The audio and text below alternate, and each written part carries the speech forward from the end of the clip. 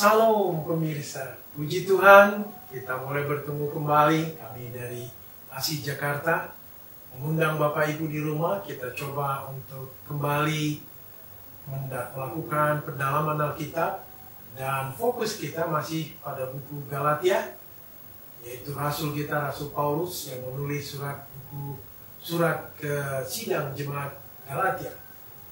Dan di studio sudah ada narasumber kita, Bapak Adri Kaunang.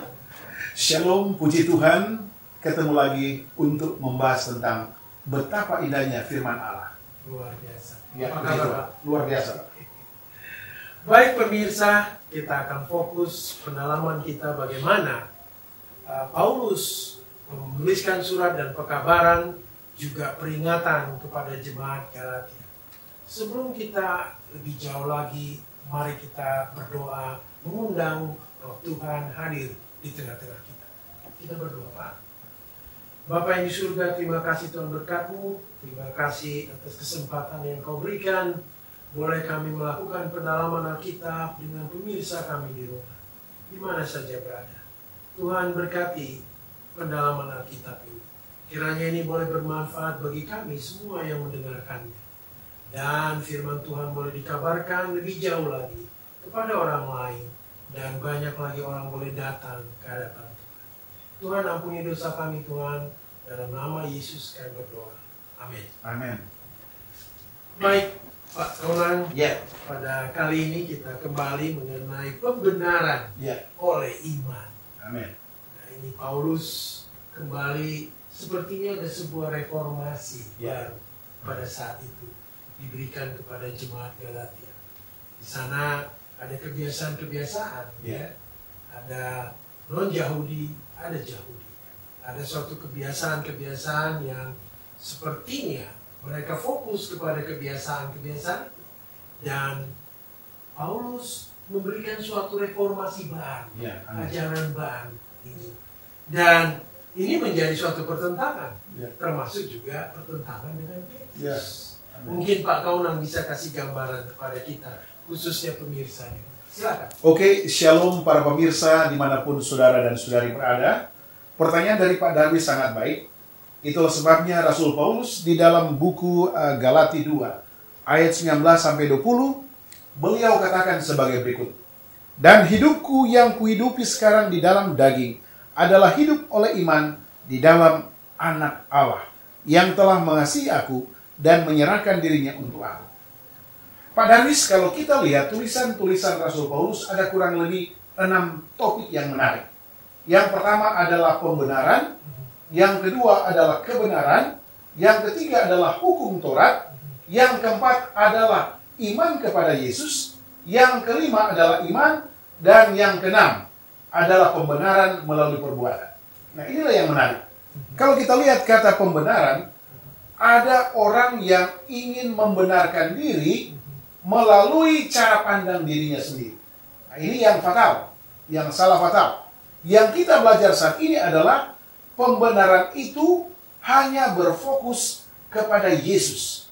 Bagaimana janji-janji Yesus itu akan menjadi milik kita, khususnya iman kita, karena ada janji yang spesial yang Allah telah berikan melalui Yesus Kristus, dan janji itulah yang harus kita yakini, dan itu yang disebut dengan apa? Iman. Jadi pembenaran ini bukan karena kemampuan kita, tetapi karena kita melihat janji itu, timbul iman yang proaktif. Ya, ini Pak Darwis. Jadi kelihatannya banyak kebiasaan kita sekarang ini, seolah-olah kita pembenaran itu tergantung pada diri kita. Kita yang berperan untuk mendapatkan kebenaran itu. Padahal kali ini Paulus datang bahwa mengoreksi ini, bahwa pembenaran itu hanyalah fokus kepada siapa? Yesus Kristus. Luar biasa. Jadi mungkin lebih jauh Pak Kaunang ini coba selalu menjadi pertanyaan ini lebih jauh dari setiap orang. Pembenaran, karena pembenaran bisa pembenaran diri sendiri, pembenaran iman, pembenaran dari Kristus. Coba silakan. Oke. Di dalam pelajaran atau ayat yang baik dalam buku Galati 2 ayat 15-16. Kita coba bacakan ya. Di dalam buku Galati 2 ayat 15-16, bunyinya sebagai berikut. Menurut kelahiran kami adalah orang Yahudi dan bukan orang berdosa dari bangsa-bangsa lain. Kamu tahu bahwa tidak seorang pun yang dibenarkan oleh karena melakukan hukum Taurat, tetapi hanya oleh karena iman dalam Kristus Yesus. Sebab itu kami pun telah percaya kepada Yesus Kristus, supaya kami dibenarkan oleh karena iman dalam Kristus dan bukan oleh karena melakukan hukum Taurat. Sebab tidak ada seorang pun yang dibenarkan oleh karena melakukan hukum Taurat. Kalau kita lihat di dalam Alkitab, banyak diulangi-ulangi tentang kata pembenaran. Kurang lebih 27 tahun. Itulah sebabnya dikatakan oleh Rasul Paulus di dalam buku Efesus pasal 2 ayat 12 dan Roma 2 ayat 12 bahwa ada spekulasi sebagian orang Yahudi yang sudah menerima Yesus tetapi mau melihat ke belakang kembali. Ya, yang menjadi masalah di sini adalah bagaimana tradisi yang selalu diciptakan oleh orang-orang Galati pada zaman itu, bahwa kalau saya melakukan sesuatu yang baik, maka saya disebut benar. Nah, tradisi-tradisi ini yang coba dibuat sebagai satu resep yang positif oleh Paulus untuk supaya menekankan kepada umat-umat di Galati bahwa kalau kita melakukan hal seperti itu, kita tidak bisa memperoleh hasil yang maksimal. Artinya bahwa kita tidak bisa mencapai satu titik keselamatan bila mana kita melakukan satu langkah, dua langkah, tiga langkah sesuai dengan apa? Cara pandang kacamata kita. Itu sebabnya ditekankan di dalam beberapa ayat Galati 2 ayat 16-17, Roma 2 ayat 14 bahwa berkaitan dengan keputusan ini hanya melalui Yesus Kristus. Artinya bahwa hanya melalui Yesus yang sanggup membuat saya dan saudara benar. Nah, catatannya adalah saudara harus bertobat. Umat-umat Galati harus bertobat. Memahami Injil yang benar, karena di dalam Injil itu ada Yesus Kristus yang sanggup membenarkan kita. Nanti kita pelajari tentang masalah-masalah dosa. Ini yang disebut dengan pertanyaan tentang pembenaran. Jadi, saya ulangi lagi, bahwa pembenaran itu tidak boleh dilakukan oleh manusia berdosa. Hanya melalui kuasa Yesus Kristus, dan itu ada di dalam Injil. Dalam buku Galati, yang sementara Rasul Paulus gosok terus, supaya mereka memahami tentang Yesus dan pembenaran. Jadi, pada dasarnya selalu kita manusia berpikir bahwa dengan hal melakukan kebaikan, kita bisa membenarkan diri kita. Ya. Padahal kembali seperti Papa udah katakan, pembenaran itu datangnya dari Tuhan. Betul. Jadi keputusan pembenaran itu datang dari Tuhan sendiri, bukan dari kita. Ya. Seolah-olah sering kita berpikir, wah kalau saya melakukan A, B, C, D, maka sayalah orang yang paling benar. Ya. Di dunia. Betul. Saya sendiri yang melakukan, saya pula yang menentukan bahwa saya menjadi orang benar. Tetapi sini dikatakan jelas oleh Paulus bahwa pembenaran hanya datang daripada Yesus. Luar biasa. Salam, kami dari ASI Jakarta ingin mengajak saudara-saudari bergabung dengan organisasi ASI Jakarta. ASI adalah singkatan dari Adventist Layman Service and Industry. Adalah sebuah organisasi resmi yang dibentuk oleh Gereja Advent sedunia. Sebagai sarana untuk kita orang awam, apakah profesi saudara sebagai pengusaha, pegawai, profesional, trainer, pengacara, accountant, dokter maupun perawat, untuk bersama-sama mendukung dan ikut aktif dalam mengabarkan kabar baik di dunia usaha dimanapun profesi Anda masing-masing. Di ASI ini kita dapat juga berbagi pengalaman pada sesama, bagaimana pekabaran ini dapat sampai kepada orang lain, dan kita dapat juga membagikan kepada sesama dan komunitas kita perkembangan dunia usaha, pelatihan, kesempatan usaha, sehingga kemajuan dan peluang usaha dapat dibahas bersama untuk kemajuan anggota ASI. Mari bergabung dengan ASI Jakarta. Mari kita bersama membawa pekabaran baik ini di lingkungan profesi kita. kunjungi website ASI Jakarta. Kami menunggu kehadiran saudara-saudari. Salam. Jadi ini juga Pak, kau dari biasa orang Yahudi, dia mempunyai hukum. Ya, mungkin kebiasaan mereka setelah mereka keluar dari tanah Mesir, banyak sekali hukum yang dibuat oleh mereka. Mungkin untuk background atau pengetahuan buat pemirsa di rumah, mungkin kita mulai apa sebetulnya hukum itu bagi bangsa Israel. Oke, terima kasih.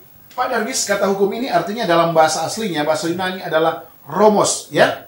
Nah, Paulus adalah menyetujui dengan keras bahwa mematuhi hukum Allah, ketaatan kita tidak akan pernah cukup bagi Tuhan agar membenarkan kita, agar kita dinyatakan benar di hadapan Allah. Ya, kalau kita lihat begini, Pak. Hukum ini sebenarnya memiliki arti yang penting bagi bangsa Israel. Ya, tadi saya baca sehubungan dengan kutipan Rasul Paulus tentang jemaat Galati. Jadi pada saat bangsa Israel berada di tanah Mesir, mereka ini sudah tidak mengenal Allah. Nah, baik hari Sabatnya, mencurinya, membunuh, berzina dan sebagainya, mereka anggap biasa. Tapi pada saat mereka keluar menuju Kanaan, mereka memperoleh hukum yang Allah berikan di Bukit Sinai melalui tangan Musa, ya, menerima langsung dari Allah. Hukum ini ada terbagi 4, ya. Hukum moral, hukum sivil, hukum upacara, dan hukum-hukum lainnya. Yang kita belajar saat ini adalah hukum yang bisa dikatakan hukum upacara dan hukum moral. Nah, hukum moral adalah tangan Allah. Tangan Allah itu adalah kasih Allah kepada bangsa Israel. Nah, nanti kita pelajari bahwa yang dimaksudkan oleh Rasul Paulus di dalam melakukan hukum Taurat ini adalah, kalau saya melakukan sesuatu dengan kemampuan dan cara pandang saya lebih hebat dari orang lain, maka saya disebut apa? Orang-orang yang dibenarkan tadi lagi. Tetapi inilah manusia. Baik hebat atau tidak hebat, manusia adalah tetap manusia. Yang ditekankan oleh Rasul Paulus ini adalah bagaimana kebenaran itu ditawarkan oleh Allah untuk menjadi bagian saya dan saudara, untuk melihat bahwa hukum ini adalah sesuatu yang baik untuk kita ikuti. Nah, kita praktekkan setiap hari.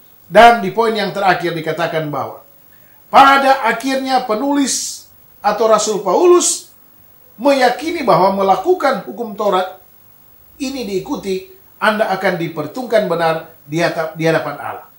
Tidak seperti Paulus, penulis tidak menawarkan kepada pembacanya kebenaran atas dasar iman, tetapi atas dasar perilaku.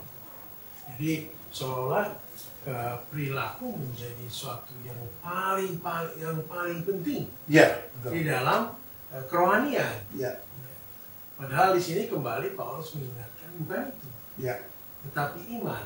iman. Yang menuntun kita agar kita mempunyai perilaku yang baik, bukan perilaku yang menuntun kita kepada iman. Jadi ini yang utama adalah kembali iman itu kepada Tuhan, ya, sehingga kita boleh mendapatkan kebenaran yang sejati daripada Tuhan, sehingga kita bisa melakukan kehidupan yang lebih baik berdasarkan iman itu. Iman. Ya, luar biasa. Luar biasa. Apa menjadi dasar kita sebetulnya dari pembenaran itu?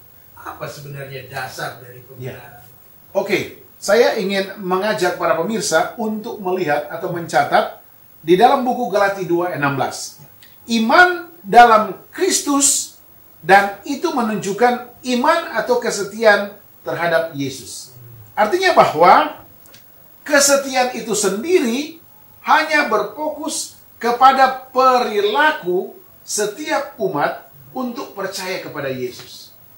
Janji Yesus tadi kita sudah pelajari. Janji Yesus atau janji Allah kepada bangsa Israel pada zaman itu, zaman baik Galati maupun Yahudi non-Yahudi yang sudah bertobat, bahwa perbuatan atau pembenaran itu lebih luar biasa kalau kita yakini ada sosok yang namanya Yesus. Itulah sebabnya di akhir pelajaran dalam judul yang Bapak tanyakan tadi, di dalam sebuah terjemahan bahasa Syria untuk Galati 2:16 menjelaskan maksud Paulus dengan baik. Oleh karena itu kita tahu bahwa manusia tidak dibenarkan karena melakukan hukum Taurat, tetapi oleh iman Yesus Sang Mesias. Dan kita percaya pada Dia bahwa Yesus Sang Mesias, sehingga dari imannya, yaitu iman Mesias, kita dapat dibenarkan dan bukan karena melakukan hukum Taurat. Jelas. Jelas sekali. Jadi di dalam Yesus ada berapa ilmu kerohanian, ilmu keselamatan. Hanya Yesus yang sanggup menebus kita. Hanya Yesus yang sanggup membenarkan kita. Hanya Yesus yang sanggup bangkit dan melakukan satu misi, adalah misi keselamatan. Inilah yang diputar balik oleh Rasul Paulus. Kiri kanan, muka belakang. Tetap dia katakan, hanya Yesus titik sentral yang harus menjadi pusat perhatian umat-umat yang ada di Galatia saat ini. Jadi rupanya pada saat itu orang-orang Galatia setelah mereka bertobat, mereka pikir dengan yang paling utama adalah perbuatannya. Apa yang mereka lakukan setiap saat. Betul. Ya. Fokusnya adalah diri mereka. Ya. Gimana melakukan hal yang benar. Sehingga, aturannya ini, maka saya harus melakukan sesuai dengan aturan. Ya. Padahal di sini dikatakan, Paulus, kita harus merubah. Yesus yang menjadi pusat. Ya, dia yang dapat mengubah. Ya. Dia yang dapat hanya salah satunya keselamatan atau dibenarkan hanyalah melalui Yesus saja. Ya, Yesus saja. Ya. Oke, sangat setuju, Pak. Ya. Ya. Dan mengenai penurutan, Pak. Ya. Jadi di mana ini hubungannya dengan penurutan, dengan pembenaran ini, penurutan iman kita? Silakan, Pak. Jadi memang kalau masalah iman secara aplikasi sederhana. Iman dalam buku Ibrani 11. Ya. Jadi ada iman juga yang non alkitabiah. Oh. Kalau saya percaya kepada orang itu, maka saya akan melakukan apa yang orang itu perintahkan. Kalau saya yakin orang itu, maka saya akan melakukan pelayanan kepada orang itu. Ya, ada timbal balik, barter ya dalam bidang ekonomi. Namun di sini saya ingin bacakan menurut catatan yang benar.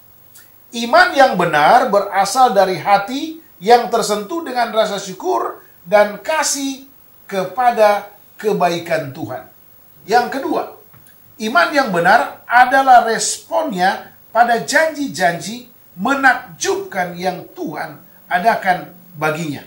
Yang berikut, yang ketiga, iman adalah memiliki iman. Yang keempat, dikatakan bahwa ini mencakup komitmen kepada Tuhan dan juru selamat kita Yesus Kristus, berbeda daripada sekedar daftar aturan. Yang terakhir, iman adalah meliputi apa yang kita lakukan dan bagaimana kita hidup dan pada siapa kita percaya, juga apa yang kita percaya. Jadi jelas, Pak, rangkumannya tentang iman adalah ada sosok Yesus, ada sosok Allah, ada orang berdosa. Allah mengirimkan Yesus kepada orang berdosa yang menerima kebenaran, supaya dibenarkan, dia percaya kepada janji-janji yang Yesus tawarkan. Salah satunya, akulah jalan kebenaran dan hidup. Masyarakat saat ini adalah, tahu tentang jalan, tahu tentang kebenaran, tahu tentang kehidupan, tetapi apa? Untuk membawa, untuk merealisasikan menuju tujuan, hanya Yesus. Hanya Yesus. Itulah sebabnya mengapa kita percaya kepada Yesus dengan iman, bukan karena kita melakukan sesuatu, itu disebut iman. Tetapi karena Yesus memiliki janji-janji yang luar biasa, sehingga kita percaya kepada Yesus. Dan itulah iman yang sejati. Jadi iman apa ini sebagai respons kita Ya. kepada iman kita kepada Allah. Apa yang menjadi apa yang harus kita lakukan Ya. Karena respons kita, Ya. bukan karena keinginan hati kita. kita. Jadi kebenaran yang kita lakukan, yang kita hidupkan, Ya. adalah sumbernya kembali Yesus. Yesus. Ya. Bukan logika pemikiran kita, Ya. bukan pendapat pribadi kita. Ya. Sering kita melakukan, Pak, berdasarkan apa yang kita pikirkan. Ya. Ya. Karena ini mungkin yang paling terbaik yang bisa kita lakukan, yang kita Ya. pikirkan. Betul. Bukan berdasarkan keinginan Tuhan itu. Ya. Keinginan kita pribadi yang menjadi dasar Ya. dari sikap laku kita.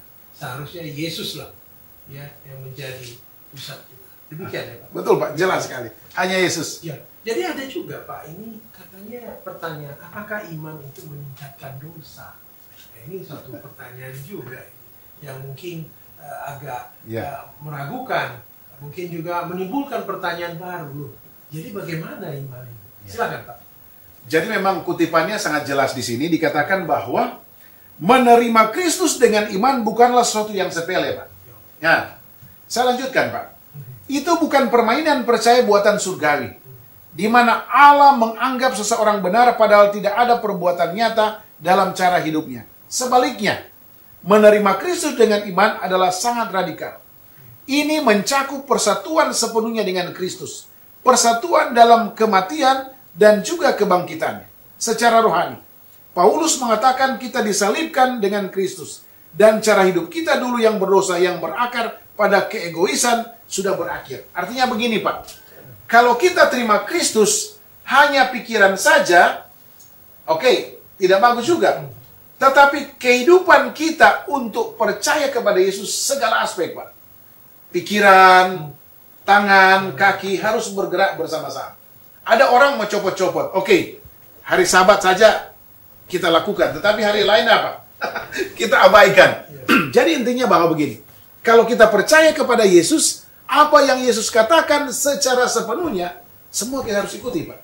Jadi ada 10 contohnya aturan-aturan iman, janji-janji Allah yang sudah diberitahukan melalui kuasa Yesus Kristus, mulut Yesus ya. Kita harus ikuti. Mengapa dikatakan iman itu meningkatkan dosa? Karena apa? Imannya yang setengah-setengah, iman yang 1%, tidak full oriented kepada Yesus. Itu Pak. Ya. Jadi kembali kalau iman kita hanya mengenai kepada diri kita, ini bisa menimbulkan apa? Dosa itu. Ya. Sebetulnya harus kembali sebuah total komitmen Total kepada komitmen. Tuhan. Amin. Bukan sebagian-sebagian. Ya. Tetapi adalah berdasarkan hanya kepada Yesus saja. Ya, amin. Bukan ya kita ini Pak kadang-kadang berpikir di dalam kehidupan kita selalu membedakan saya mungkin lebih baik dari orang yang sana. Iya kan? Saya ini pejabat di gereja, di jemaat. Saya ini begini di jemaat. Padahal yang diminta oleh Paulus adalah total komitmen kita, penyerahan kita sepenuhnya kepada Yesus. Betul. Karena hanya Yesus yang memberikan pembenaran itu, bukan dari kita, bukan dari orang lain, tetapi hanya dari Yesus. Inilah anakku yang kupilih, dengarkanlah dia.